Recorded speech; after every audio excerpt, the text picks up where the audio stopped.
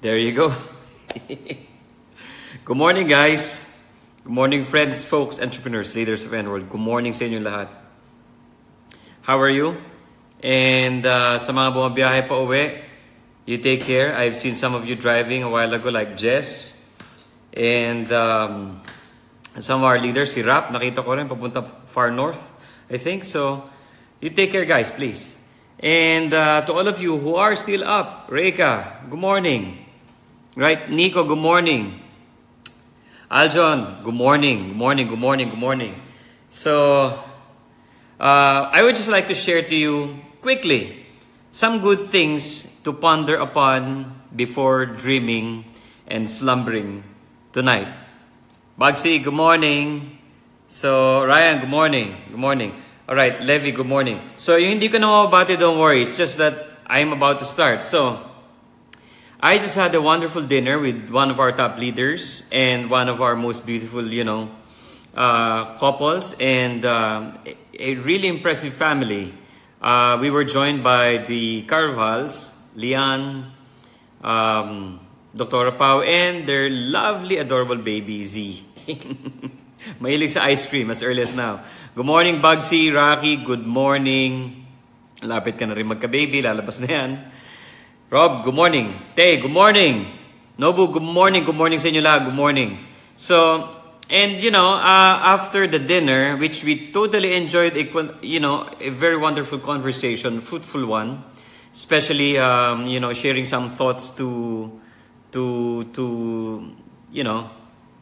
as pointers for Lian for his training later today. And we finished just past midnight. And the sharing is about not what we discussed, sa amin na yun. It was about the 2 employees that I just hired minutes ago. 2 employees I hired minutes ago. Yes, just about sometime 1 in the morning.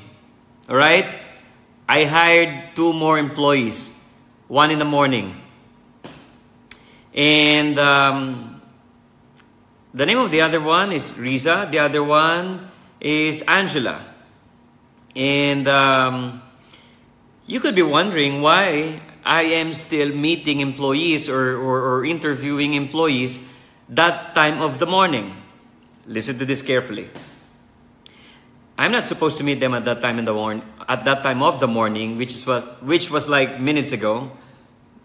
I was supposed to meet them way earlier. Apparently, I got too busy with our meeting with Lian. Whenever I meet people, alam ng mga nakakilala sa akin ito. One of the things that I do, I don't have a clock in my office, which means pag pumasok ka sa office ko, everyone else following your appointment should be willing to wait because they know I don't specifically end a certain time when I'm meeting my top leaders. Good morning, Jaymon. Good morning, Edsel. How's the baguette?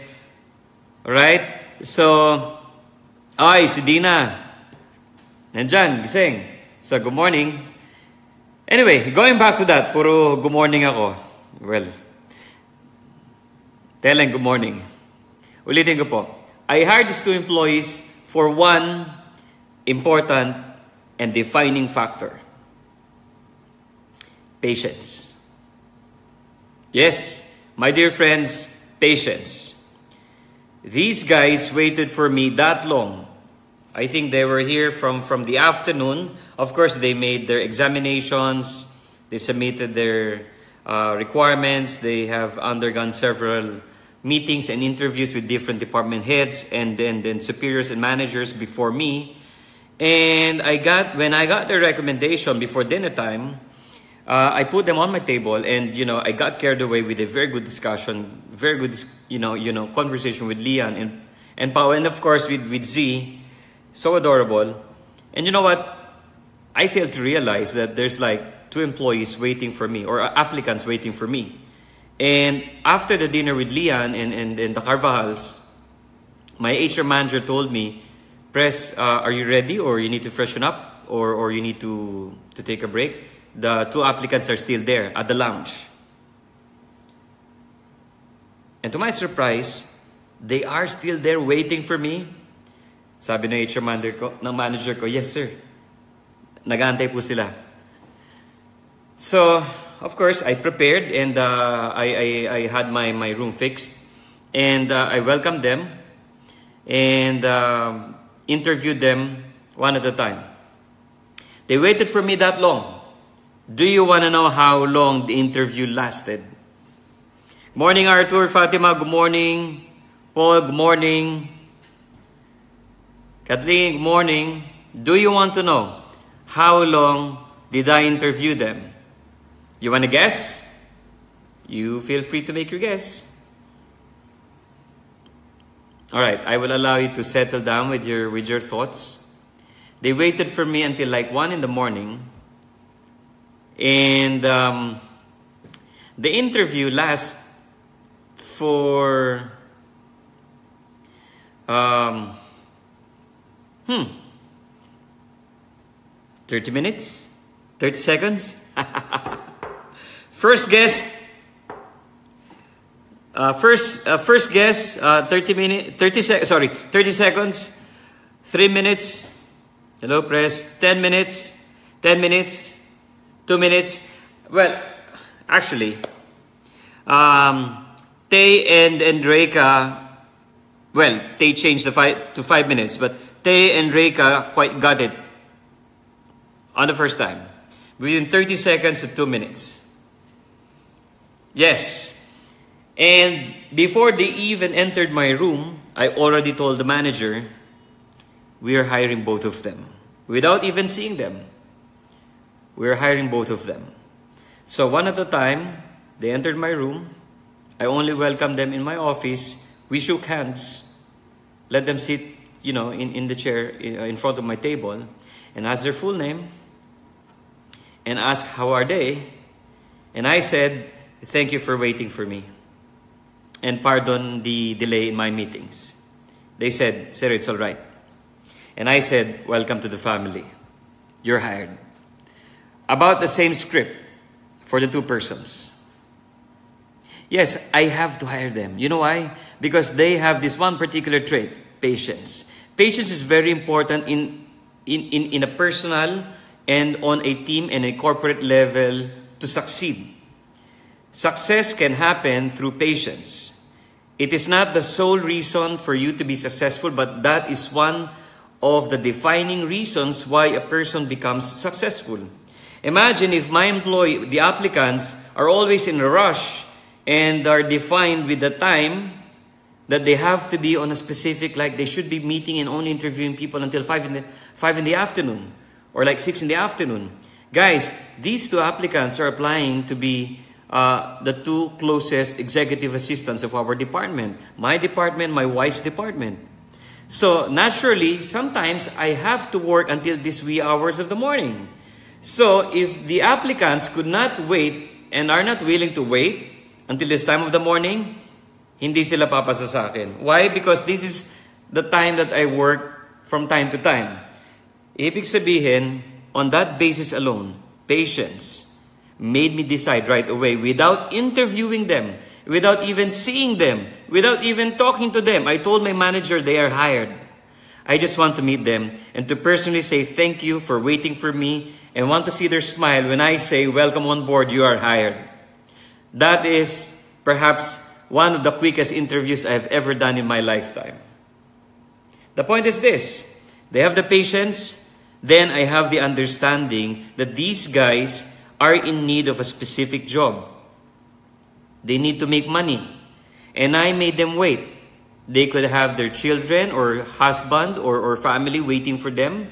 And then, is there any proper employee not working a BPO working until this time of the morning, if not for the CEO of NWorld or maybe for some CEOs? But I know some CEOs working so late, not this late. All right? So patience is a very important role in everyone's and every group's success. Other people are always in a rush. I want to get the job.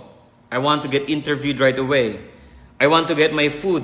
Can I cut in the line? Can I cut corners? I want to become successful. Can I not attend trainings? Can I not undergo the learning process? Can I not undergo the process? Everybody's always in a rush.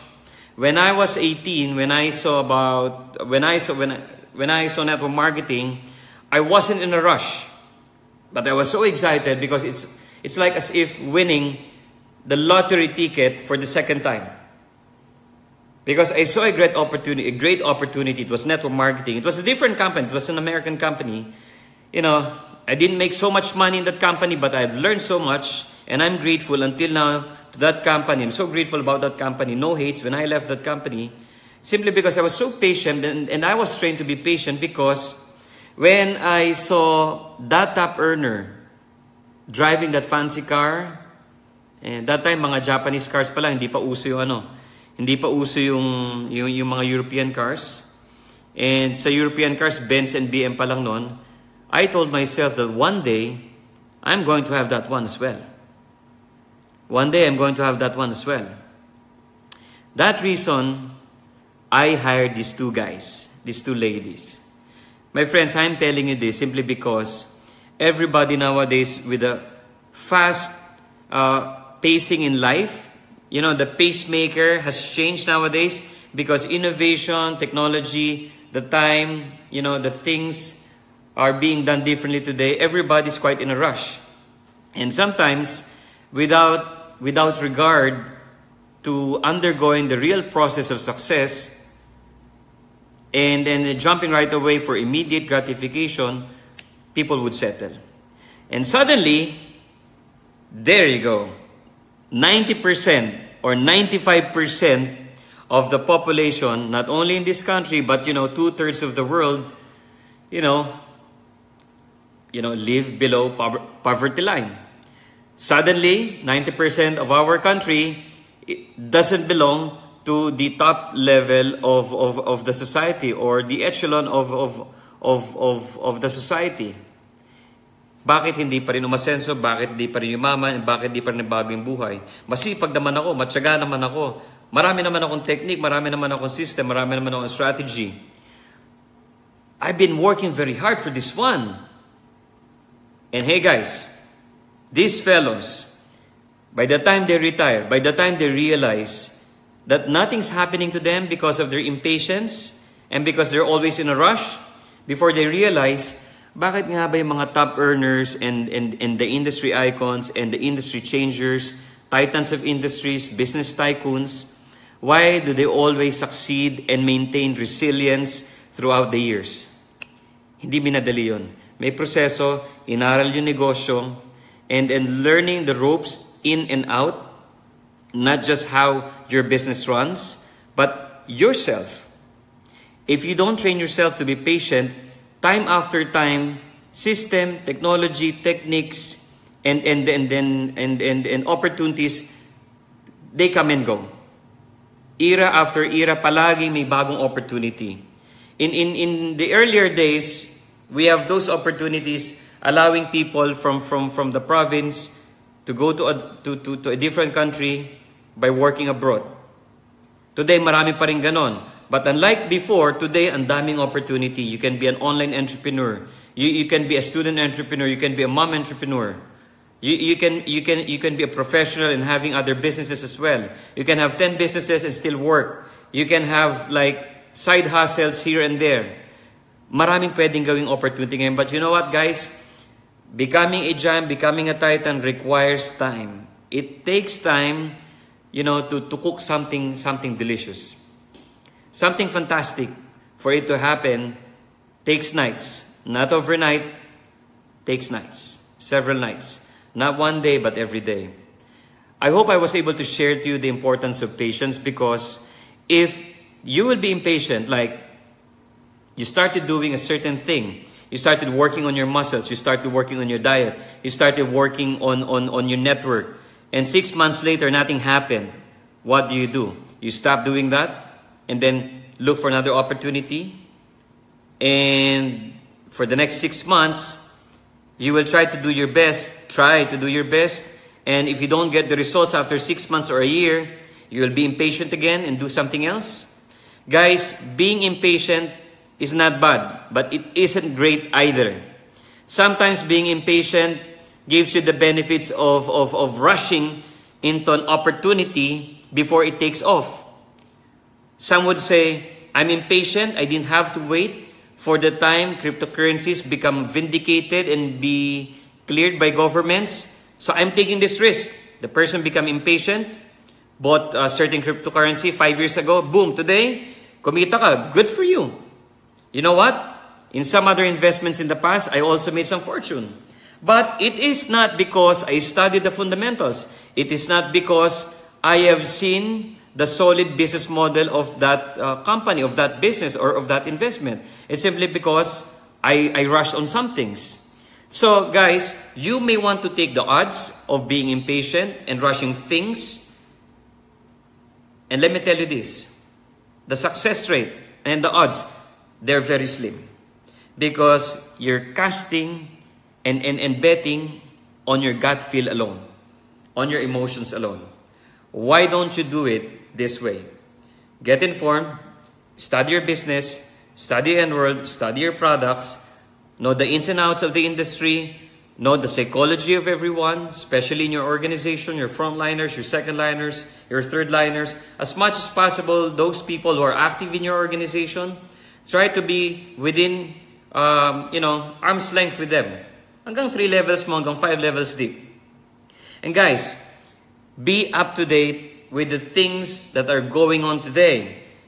Provide them the right set of tools to educate themselves, let them learn. Do not withhold the new approach, the new techniques to them. Once you do that, patience together with the right set of skills and combine it with a good company, with great products, the results that you will amass will totally go encompassing and beyond what others would make in a short span of time.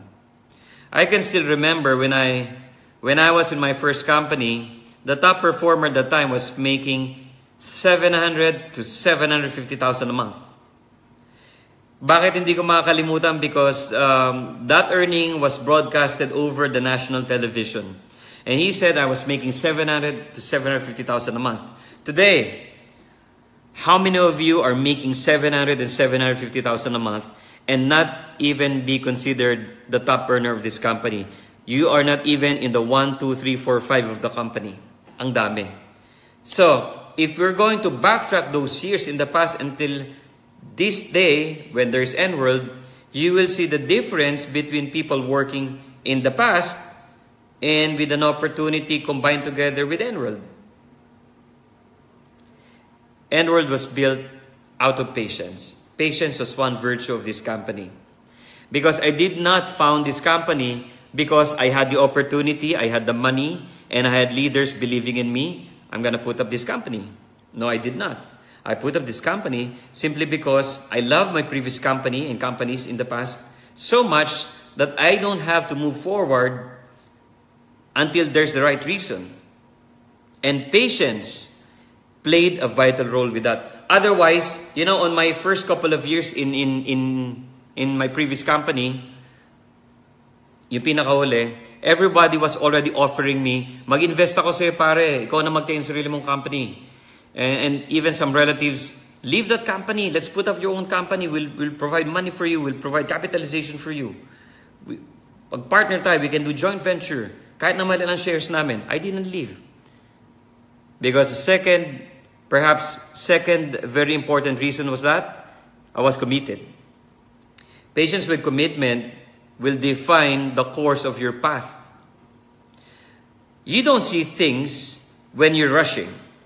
When you're moving too fast, everybody's so excited, everybody's so high and emotional and hype, you may not give the right and most precise decision. And so guys, with these 2 employees kanina, they're hired.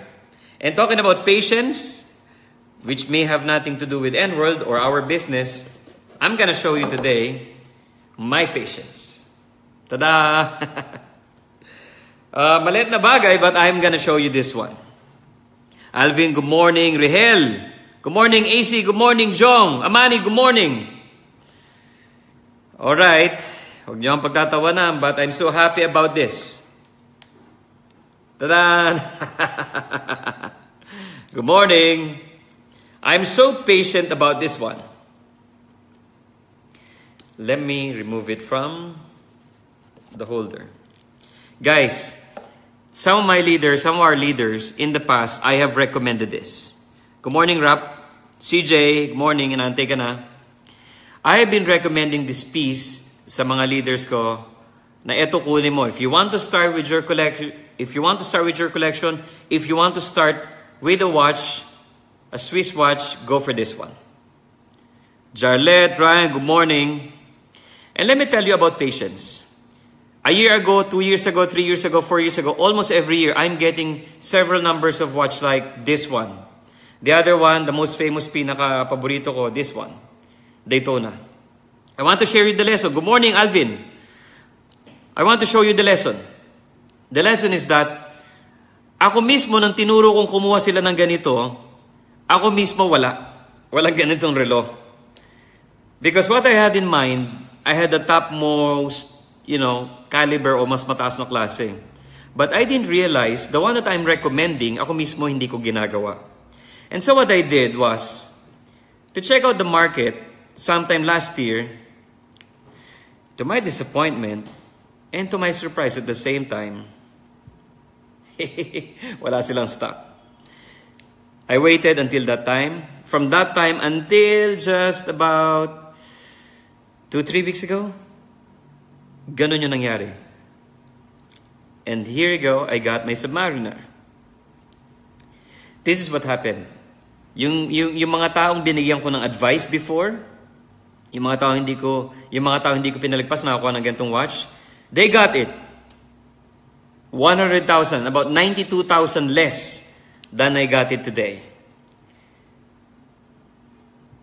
I had to pay 92,000 more than these guys. Than Arnel, Rihel, sino ba napasahan ko pa, naturo ko ng Submariner. Basta marami, naka-Submariner. I had to wait. And I have to be patient. Guys, I'm not used to waiting, especially pag sa mga high-end na bagay. I usually get the first priority. But not for this one. I had to wait for a couple of months. And right now, may nakapila akong 6. Sabi nga ng taga Rolex, sir, pagpasensyaan nyo na po, press. Dati, ang dali po namin kayo ikuha ngayon, hindi na po. Sabi ko, bakit naman kung kailan ako nandun sa dating company, tsaka nyo ako mabilis ikuha. Ngayon, mabagal kayo makukuha. Sabi niya, sir, wala po kayong problema. But the demand for sports watch ng Rolex has surged. Masyado mataas that we cannot cope up with the supply. Reminds you of our products. They're quite out of stock. You know why? Because the demand surged. From 2 years ago, from a year ago, mas malaki na kasi tayo ngayon. So, if you're not patient, anong gagawin mo? Katulad ko, kung hindi ako patient, bili na lang ako ng ibang mas mahal. I could opt to buy a more expensive AP or RM or Patek or something else. And guys, to show you that this is a really new one. Hindi ko pa tinatanggal yung tag. I have not even worn this one. So, please don't ask me if I'm selling it. I am not. Maybe not yet. Did I get this one for investment? No. But am I investing? Yes. Nakapila pa po ako ng ilang unit. Bakit? Because the price is so erratic. Dali niyang tumaas. Mas malaki pa yung tinaas niya than my gold watches. And simply because there is like a global demand for steel. So anyway, guys, sinasabi ko lang yan because for something good, you got to wait for it. And salamat sa pakikinig ninyo. Always remember that you will get sidetracked. If you will focus your attention, if you will look at those people who are always rushing, trying to get results, trying to get, skinny right away, gumamit lang uminom lang ng isang green juice. Ba't wala nangyari sa akin? I mean, uminom lang ng isang cup ng kape, gusto pumayat na. Di ba? Isang beses lang gumamit ng kojic soap, gusto mag-lighten na yung skin. So guys, take some time. Diba? Take some time. and study better. Because the more you learn, the more patient you will be. You know why? Because great things take time to make. Tall, wide, deep empires. Deeply embedded empires. The tall skyscrapers, they take time to make. Pagawa ka ng bahay na bungalow o yung one story lang. Diba? Lian, you will be the 7th sa pila. Pagawa ka ng bahay, one story lang. It will take you maybe 6 months? Pagawa ka ng bahay, 2 story, 3 story, especially katulad ng kilian nyo, may sloping pa. Foundation alone will take you 6 months. Pagawa ka ng building, skyscraper, may take you a year, 2 years, 3 years, 4 years, depends how tall it is. I want you to understand that people, like the super wealthy, super successful one, belong to the top 5%, top 3% for good reasons. And people who are below the top 3%, like those people 97% and below, those people either in the median income or within poverty line or below poverty line, trust me. Guys, super trust me. Because these are the guys who always go with the sway of the wind or blow of the wind. When the wind goes to the west, let's go to the west. When they go to the east, let's go to the east. When they go to the north, let's go to the north. When they go to the south, let's go to the south. Game changers, rule breakers, the top of the richest people, they don't go with the tide, they go against the tide. It is the most difficult things to do, most challenging ones, simply because if success is easy, it would be for everyone. You may doubt, you may worry, you may think, totoo ba talaga yung sinabi nila ng mga uplines ko ni Press? Guys, simply follow. Tingnan nyo yung mga successful na tao. People with great results, with great net worth, with massive results. Billionaires. Let's not talk about the millionaires. Today, it's easy to make $1 million. In like 18 years ago when I started, to make 1 million is just like, wow, tumama ka sa loto. Today, making $1 million, it could be like, today, you have zero money in your account. Like in 2 days, you can have $1 million. Alright? I can max out my income today, and then tomorrow I can see like several hundreds of millions. So, making $1 million today, hindi siya mahirap. What's difficult today is to be, sucked down in that particular rabbit hole when everybody wants to go there. Let's go here, let's do that. This is the easy path. This is the easy thing. Ito yung pinaka-path of least resistance. Then you go there. Everybody goes there. 97% of the population goes there. Then wonder why, after that, you belong to the bottom of the society. Simply because top-class guys, they think outside the box. They don't get sucked up or sucked in by the rabbit hole. And they make decisions based on the things after learning them. Not based on emotions, not based on impatience. Good morning guys, maraming salamat sa inyo. And as I close this live, I'm just happy to share this watch to you. I'm not selling it. I'm just showing to you that, yes, I still buy watches like this. And, sir, pati ba naman yan pinatulan nyo? Guys, this is not an investment for me. It's like, do you still eat Jollibee from time to time kahit nag-stay ka almost every weekend or every night? Yes, because trip mo lang, gusto mo lang. And to have like this is something that everybody can notice. When you wear like an RM for 44 million, for 50 million, di naman lang maintindihan what a 50 million worth of watch is compared to Submariner. Wow, he's wearing a Submariner. So things like that. There's this effect. And without patience, hindi ko to kukunin. Magtatango pa ako dun sa dealer ko na VIP ako. But hey guys, kung hindi ko to kinuha, hindi ko to pinilahan, baka makakuha ko a year later, baka 600,000 na to. The aftermarket price of the used ones na ganito, 500,000, 400,000. Used, 2 years, 3 years. Iba 10 years old, ang kakapal ng face. But may karapatan naman, by the way. Binibenta 350,000, 400,000, 15 years old. But, that's how watches are.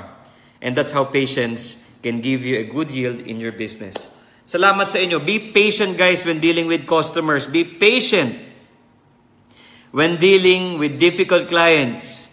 Be patient whenever whenever hindi ka sinapot.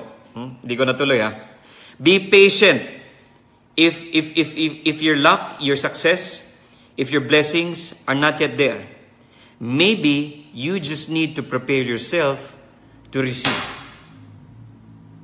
Be ready to receive. The moment you're already prepared to receive, blessings will come to you. And by the way, blessings are given to those who are deserving, not those who are wishing, not those who are hoping, not those who are planning, not those who are believing, but those who deserve it. And for you to deserve it, not because you're the poorest person, not the person who's most miserable, but you got to be the person who's most hardworking and dedicated, compelling, and passionate about getting that particular deserving reward. That, my friend, is for me this morning, this evening, wherever you are. Magandang umaga sa inyong lahat, guys, na dito sa Pilipinas. Nasa Middle East, good evening. Nasa Europa, magandang hapon sa inyong lahat. Good morning. And guys, do not forget, Leon will be doing the NDO later today. So Leon, be ready for some surprise guest in your training. Maraming salamat, guys. To God be glory. Be patient. Be committed. Because patient people will have things like this or even better things than that. After this, you get this one and, it's just, getting better and there's no stopping it. Maraming salamat sa inyo. To God be glory. Tata for now. Cheers. Bye, guys. Salamat sa panonood ninyo. Good morning.